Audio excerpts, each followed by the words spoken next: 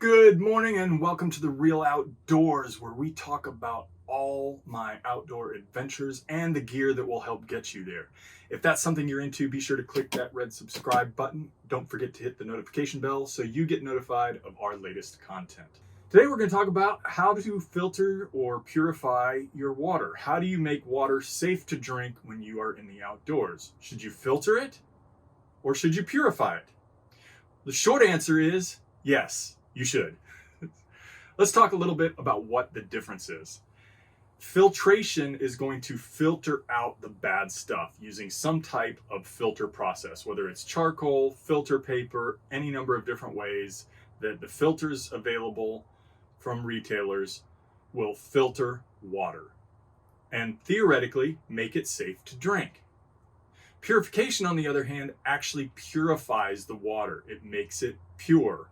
It kills everything that's in there. Rather than filtering the bad stuff out, it actually kills the bad stuff that's in the water to make it safer for you to drink when you're in the outdoors. Now, sometimes you may want to do both, and I'll get into the situations where you might want to do that as we go along through the video. The first method I'm going to talk about to make your drinking water safe while in the outdoors is filtration. And the filter that I use is the Sawyer water filter. This is the regular size Sawyer squeeze water filter. And it's real simple to use. You get a water container, fill that with your water. This screws right on top of almost all water containers. It works on smart water bottles. This is the Evernew water bladder, which is what I use for my dirty water when I'm in the outdoors.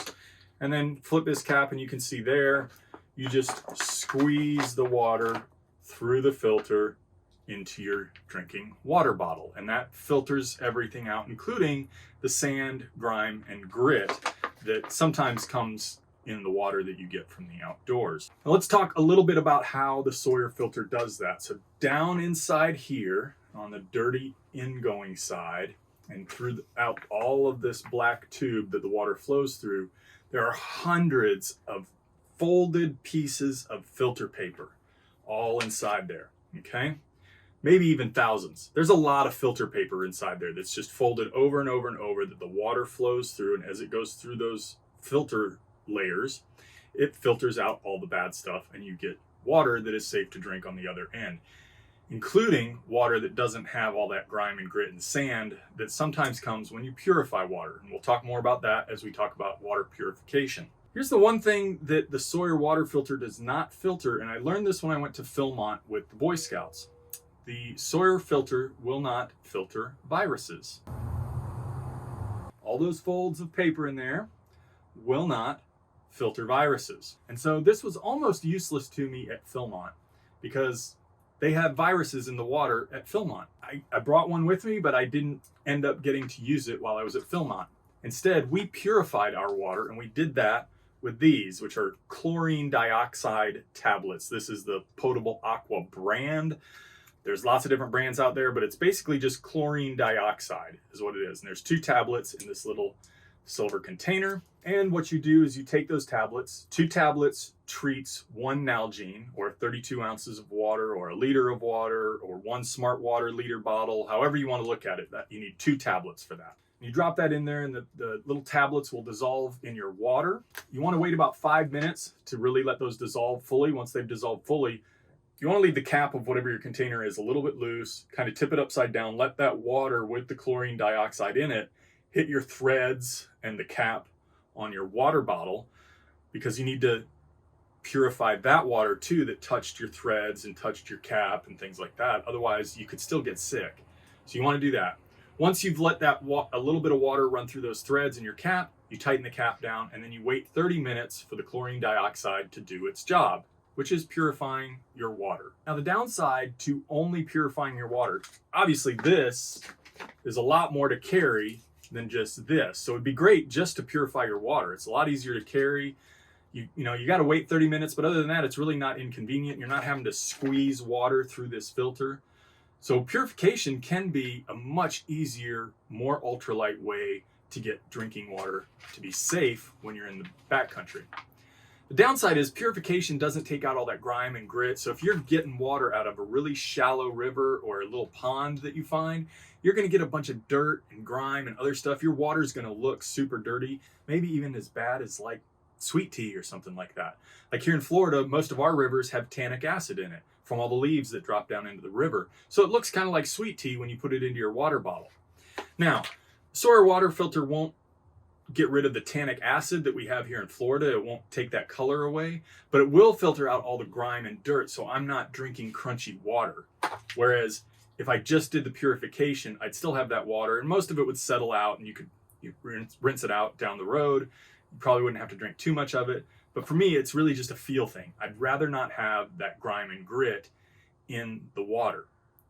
And so that's where I get into, maybe you do both.